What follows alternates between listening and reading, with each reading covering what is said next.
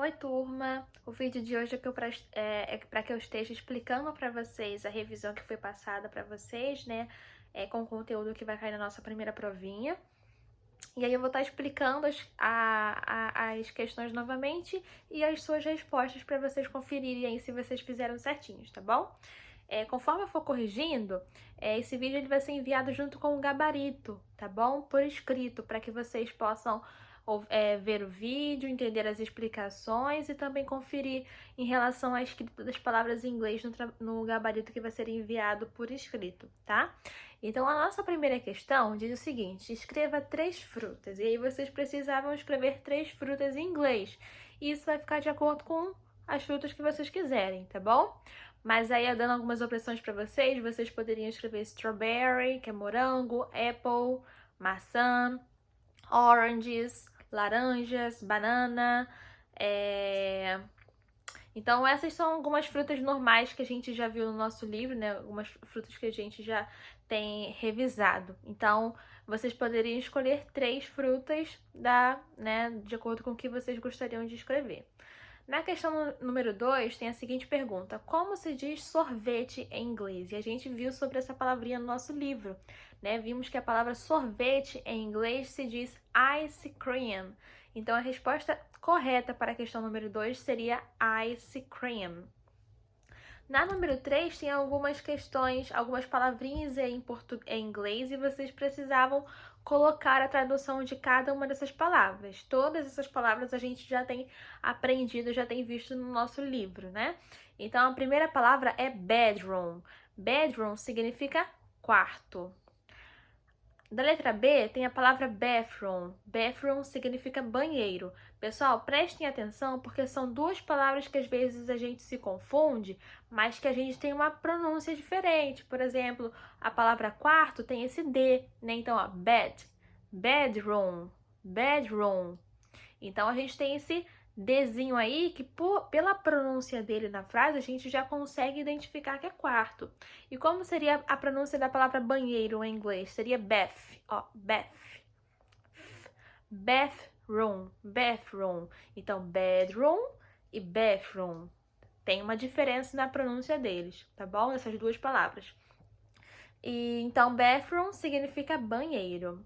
A palavra da letra C é a palavra kitchen, ou seja, significa cozinha. Kitchen significa cozinha. A palavra da letra D, dining room. Dining room significa sala de jantar. E por último, a palavra cake, que significa bolo. Também é uma palavrinha que nós aprendemos nesses últimos capítulos do nosso livro. Espero que vocês tenham colocado todas as traduções certinhas e aí, conforme vocês forem ouvindo, vocês podem só marcar um xizinho. Um correto, né? Colocar um correto. Na questão da letra 4 pergunta o seguinte: qual é o significado da pergunta What's for lunch? Que foi o tema do capítulo do nosso livro. Então, What's for lunch significa qual é o almoço? O que temos para o almoço? Tá? Vocês podem escrever aí, qual é o almoço? Na questão número 5, diz o seguinte: qual é o cômodo da casa que dormimos? Escreva em inglês. Então, como a gente já repetiu bastante essa palavrinha em inglês, né, a respeito da pronúncia dela há poucos minutos atrás, a palavra seria bedroom, bedroom.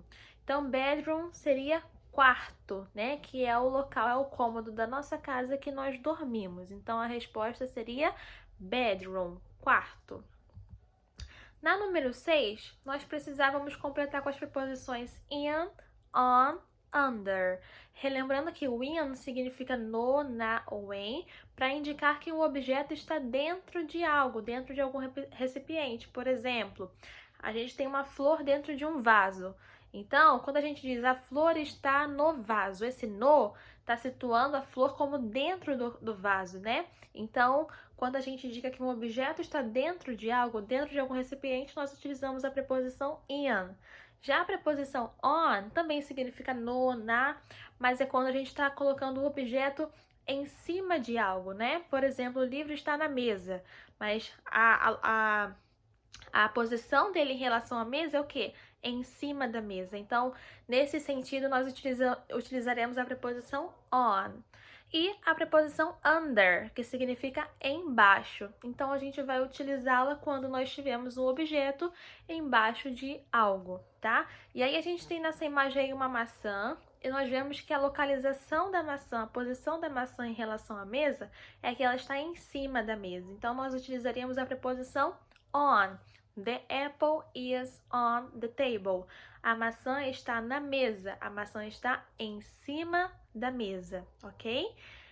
E lá na questão, a questão número 7, a gente tem 4 frases, né, que a gente precisa completar. E se vocês pararem para ver, nós temos palavras iguais, né? Apple, apples, house, houses. Teacher, qual é a diferença delas? A diferença é que apple eu falo sobre uma maçã. Apples eu falo sobre 2 ou mais, tá? Então, apple singular, apples plural. Mesma coisa de house e houses. House, just one house, somente uma casa. E quando eu digo houses, 2, 3, 4, 5 houses. Estou me referindo ao plural. E aí a gente tem there is e there are. E a gente sabe que there is, ele é utilizado para palavras no singular. E o there are é utilizado para palavras no plural, né? Então, sabendo disso, a gente precisa colocar apple, né, com there is e apples, por exemplo, com there are, já que é utilizado para singular. Prestem atenção somente em um artigo, que é o artigo indefinido a ou an, né? Esse an, que é o an, e o a. O a, ele vai vir antes de palavras que iniciem com uma consoante. O a é um artigo que significa um ou uma, e antes dele vem palavras que iniciam com uma consoante. Por exemplo, house. House inicia com uma consoante, que é a letra H, certo? Então, poderíamos colocar, por exemplo, lá na letra C, there is a, existe uma, a, né, no sentido de haver a, ou existe uma. Então, nós completaríamos na letra C com a palavra house. Por quê? Porque esse a aí, que é um artigo indefinido, né, ele é utilizado antes de palavras que iniciem com uma consoante, tá bom? E já na letra A, there is an. Esse an é um artigo indefinido que também significa um ou uma, porém ele é utilizado antes de palavras que iniciem com uma vogal. Ou seja, tanto o a quanto o an, eles significam um ou uma, ou seja, ambos são utilizados para singular. Porém, a diferença é que o an é antes de palavras que iniciam com uma vogal e o a antes de palavras que iniciam com uma consoante. Então, como ficaria, teacher? Letra A, there is an apple. Então, na letra A, nós completaríamos com a palavra apple. Há ou existe uma maçã. Letra B, there are. There are, a gente sabe que utilizamos para plural. Então, nós podemos colocar apples ou houses. Tanto faz. Então, digamos que na letra B a gente mantém o apples. Então, letra A, apple, letra B, apples. Letra C, house e letra D, houses. Então, relembrando, there is, utilizo para singular. E se nós tivermos uma preposição, um artigo indefinido como a ou an, a gente precisa fazer essa diferença entre palavras que iniciam com vogal e palavras que iniciam com consoante, que também são utilizados para singular, esses dois artigos indefinidos. E nós temos o plural, que é o there are. E aí é bem simples, só utilizamos o there are mais a palavra no plural. Então, pessoal, essa foi a nossa revisão para a nossa provinha, tá bom?